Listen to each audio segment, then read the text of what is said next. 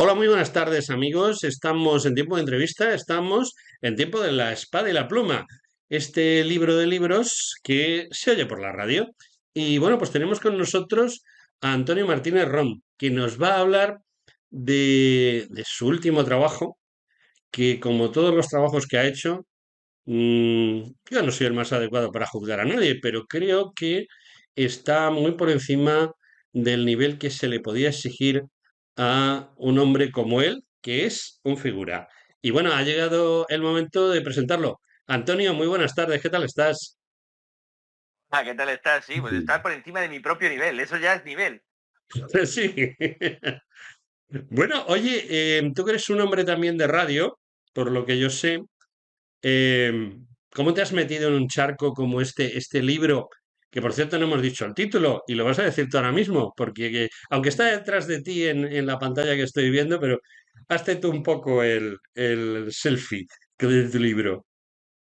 Bueno, pues se llama El Diccionario del Asombro, acaba de salir publicado por Editorial Crítica y se llama un diccionario, pero es una licencia poética, digamos. Es utilizar el orden alfabético del diccionario como excusa para contar una Sí. historia de la ciencia a través de las palabras, para contar cómo los científicos en los últimos 200, 300 años han llenado nuestro mundo de términos que utilizamos, de vocablos que utilizamos en nuestra vida cotidiana sin ser conscientes de ello, de que hay un patrimonio inmaterial, además de las cosas que nos ha dado la ciencia Ujú. que podemos tocar y que son más tangibles, pero también hay otro montón de cosas como son las palabras que utilizamos a diario y que debemos a los científicos, desde la palabra clon, meme, supernova, móvil, internet, wifi, lo que se te ocurra más o menos, pues ha sido creado por científicos y además contamos con la suerte de que al ser creaciones tan recientes podemos situar en el tiempo y ver por una mirilla el momento en el que se discutió o se decidió que tal cosa debía llamarse de tal manera. O sea que podemos ver el nacimiento de una palabra. Quiero hacerte varias preguntas a raíz de lo que has dicho. Una de ellas es, ¿todos esos científicos de los que nos hablas lo tuvieron fácil o les pasó como a Galileo? Bueno, en la ciencia hay una gran variedad de situaciones, pero en general cuando se produce un cambio de paradigma o intentas introducir ideas nuevas, siempre tienes gente que se pone en contra, ¿no? En el caso, por ejemplo, de la creación de palabras, pues hay también una constante y como a lo largo de toda la historia de la ciencia, que por ejemplo hubo grandes científicas a las que se tuvo un poco en el cajón o se las denostó y no se las quiso escuchar a pesar de su gran aportación a la ciencia, ¿no? Y esto es un poco Ujú. una injusticia que intentamos reparar ahora en la medida de lo posible. Y sí, claro, las palabras además nuevas cuesta mucho tiempo que se acepten.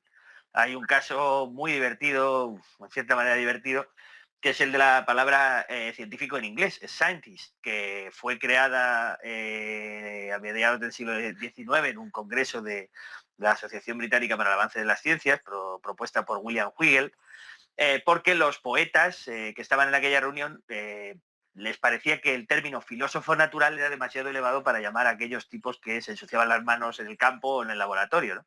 Y entonces él, cogiendo el ejemplo de artist, que es artista en inglés, de art, añadiéndole la partícula ist al final, pues cogió science y le añadió lo mismo y creó scientist. Y se suele contar esta historia hasta aquí, pero lo que no se cuenta normalmente es que aquello no tuvo ninguna aceptación entre uno de los científicos. Tardaron otros 50 años en aceptarlo, ¿no? Pero, pero finalmente cuajó. Y hay muchas veces que incluso el propio creador de un término científico propone dos y su favorito se queda en el tintero. Es el caso, por ejemplo, del creador de la palabra fotosíntesis, que en primer lugar había propuesto fotosintaxis, y luego, si acaso, pues fotosíntesis podía ser una alternativa, pero se encontró con que al poco tiempo lo único que usaba fotosintaxis era él y estaban utilizando fotosíntesis todos los demás, ¿no? Así que bueno, el mundo de la creación de las palabras está lleno de estas pequeñas, estos pequeños retruécanos, ¿no? Históricos. Oye, hay una cosa que me llama la atención de todo esto. Yo no quiero hacer spoiler de tu libro, que quede muy claro, pero hay una cosa que me llama la atención. y es que en el siglo XVI, siglo XVII, nosotros les metimos a los británicos de narices patata, tomate, etcétera. Es decir, una serie de palabras que surgieron del español y que se las tuvieron que comer. ¿No nos está pasando ahora al revés?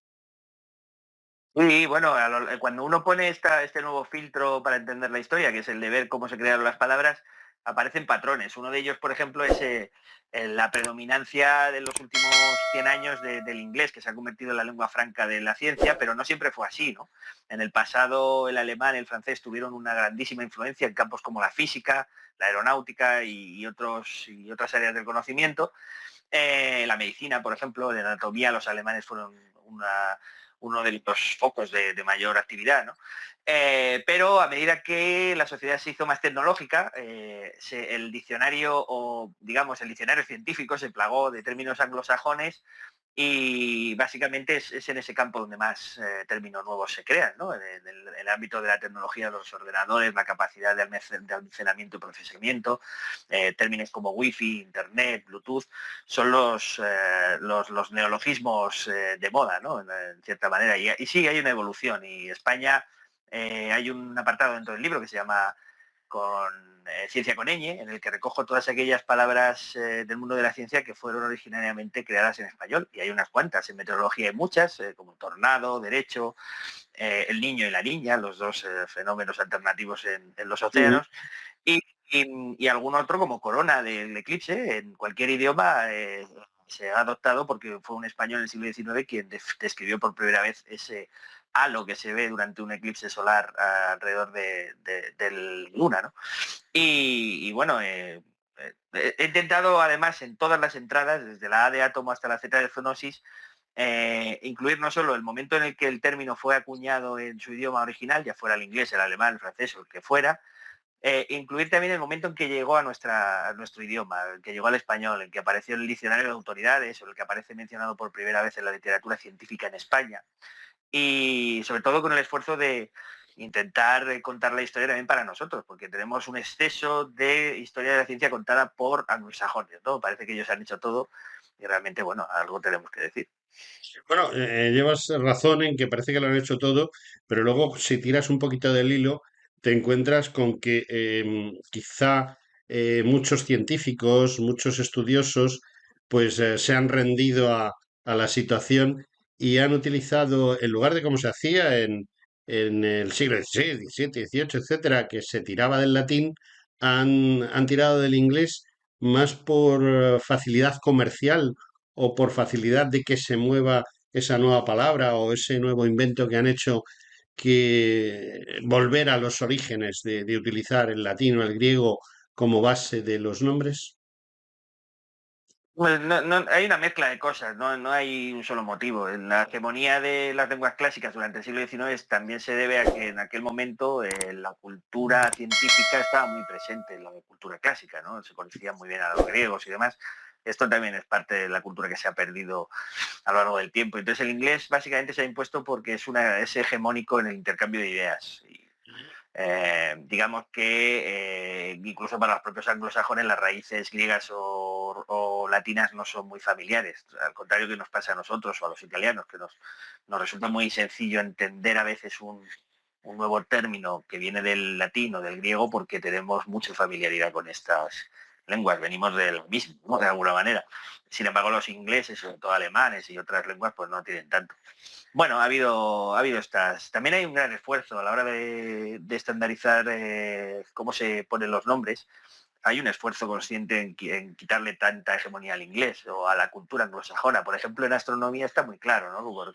Por ejemplo, las nuevas cuerpos celestes que se van descubriendo, pues se les va poniendo nombres en hawaiano, aludiendo a otras mitologías, a otras historias. Y bueno, y en español llegaron a nombrarse una estrella como Cervantes y sus satélites se nombraron como Dulcinea, Quijote y demás, ¿no? Un poco para también tener un poco de presencia de la cultura española en el espacio, ¿no?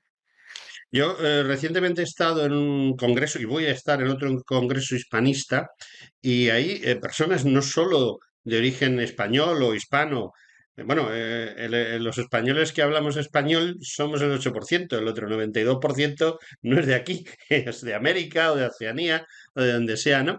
Y luego, pues hay muchos, por ejemplo, en el último sitio que estuve, había una norteamericana que defendía el español, una norteamericana con apellidos ingleses y otro americano con apellidos alemanes y defendían el español casi a muerte. O sea, era una cosa muy curiosa. Y eso me da pie a que quizá exista la posibilidad de darle la vuelta a la tortilla, es decir, que consigamos que términos como wifi o algo que sustituya mañana al wifi sea nombrado de otra manera. ¿Existe esa posibilidad? ¿O esto ya es un río que no hay quien lo pare? Bueno, no está nada escrito en la historia, lógicamente, pero digamos, hay dos formas de entender esta situación. Por un lado, cuando se crean términos en el mundo anglosajón, algunas veces la propia Real Academia los transforma y los castellaniza, ¿no? Tenemos el caso ejemplar de CD-RON, que con cierta polémica para algunos, se escribe con esa grafía como suena, ¿no? Y está aceptada como tal.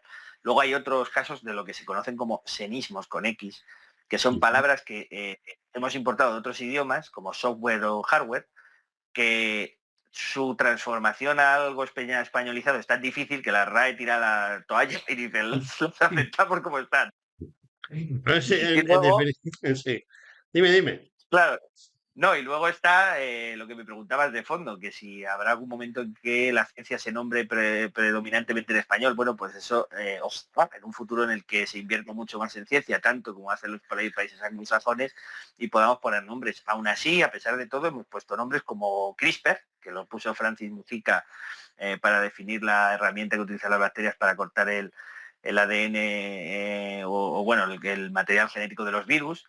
Y otro montón de, por ejemplo, escutoides, una de las creaciones más recientes, que es el descubrimiento de una nueva forma geométrica en la naturaleza. O sea que seguimos nombrando cosas en español a pesar de que en términos comparativos pues nuestra ciencia siempre va a ser un poco más pequeña. Dos preguntas más y dejo de molestarte.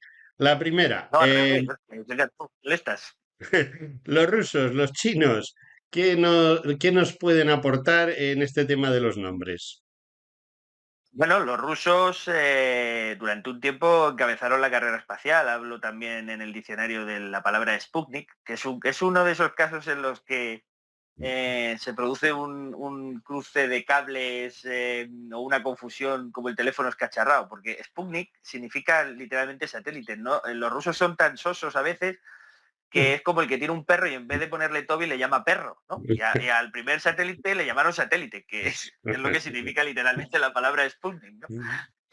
Y sin embargo los americanos lo tradujeron como el viajero o algo así, cogieron la etimología y creían que quería decir otra cosa, ¿no? Como un nombre propio. Y sí, bueno, han creado, no hay tanta influencia del chino y el ruso en nuestra ciencia actual. Sin embargo, por ejemplo, hay que decir que la ciencia china ahora mismo es una ciencia emergente, igual que la ciencia india y de otros países, y cada vez será más presente en nuestras vidas, ¿no? Habrá más terminologías que nos vengan de allí. En realidad, lo bonito del asunto es que hay una gran mezcolanza en general, las lenguas están vivas, se enriquecen unas a otras, se mezclan. Hay palabras que son de ida y vuelta, por ejemplo, tifón, que la acuñaron los griegos en su mitología y la llevó Alejandro Magno hacia las tierras del este, ¿no? En un momento dado, cuando los portugueses, muchos siglos después, ya del siglo XV, viajan a través dando la vuelta a África, llegan a la India y a la zona de las especias, y la recogen de nuevo, porque en aquellas zonas a los tifones se les llama con palabras muy parecidas, heredadas del griego, ¿no? La cogen de nuevo y la traen a la península y nosotros hablamos de tifón por eso, es decir, que la cogimos como a la segunda vuelta, ¿no? Según La venga. vuelta. Entonces, claro, hay muchas pequeñas historias dentro del diccionario sobre palabras que viajan de un sitio a otro. Bueno, oye, lo más importante no es ya el pasado, aunque es muy importante, por supuesto, porque si no, pues los que escriben pues se morirían de hambre. Pero pensando en el futuro, ¿vas a hacer una segunda parte o te vas a meter en otro charco? Bueno, yo tenía Mm. la intención de parar un poco, pero bueno, ya sabes cómo es la vida. A veces cuando dices voy a parar te metes en otro proyecto y sí, tengo cosas, montones de cosas en la cabeza, lo que tengo menos es tiempo. Pero, y el diccionario, no, segunda parte no, lo que me gustaría, hay una cosa que sueño, pero para eso tendría que funcionar muy bien el diccionario del asombro, así que si a alguien le gusta, pues que lo predique por ahí para que las editoriales tomen nota, sería una versión ilustrada, más ilustrada, más completa, Mm. con más términos porque me he dejado un montón en el tintero de alguna manera, ¿no? Podría ser incluso más amplia. He dejado el libro en lo que son sus esencias. Una última pregunta que me ha salido, que siempre hago y se me había olvidado.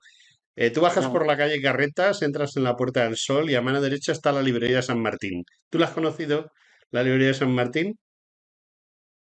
Es que Bueno, voy a pues ser sincero, no, no, no, no, bueno, pues porque durante tampoco, ciento y pico tampoco soy muy, años. muy gato, siempre he vivido en el de extra radio y no he callejeado Bueno, tanto. había una librería especializada en libros, sobre todo de guerra, libros militares, y luego en libros como el tuyo, es decir, libros muy concretos de temas científicos.